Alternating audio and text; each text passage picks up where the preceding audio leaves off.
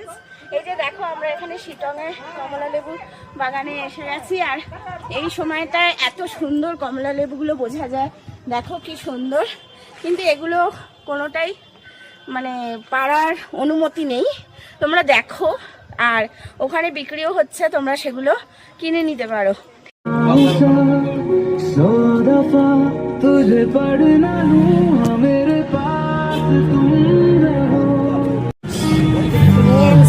রাস্তা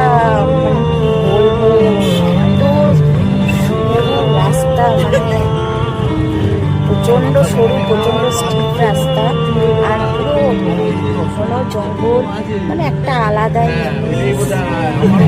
লাগছে বলো। এরকম ভাবে মানে রাস্তাটা অনুভব করা দারুণ দারুণ দারুণ লাগছে, এত সুন্দর ভয় লাগছে তবুও।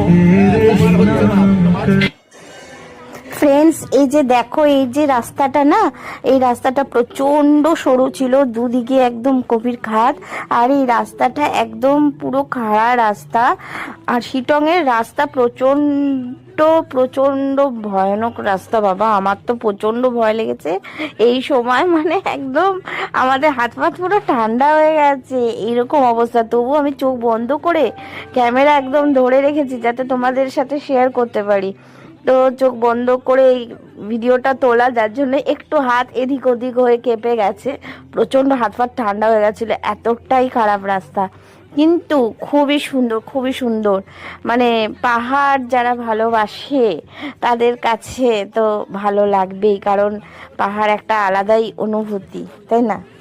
তো ফ্রেন্ডস, এই যে দেখো, এখন আমরা এই শিটংয়ে কমলা লেবুর বাগানে এসেছি, তোমাদের দেখালাম আস্তে আস্তে প্রচুর কমলা লেবু। তো এই যে দেখো, তো এখন আমরা বাগানে ঢুকবো, 50 টাকা করে পার হেড মনে হয় এন্ট্রি।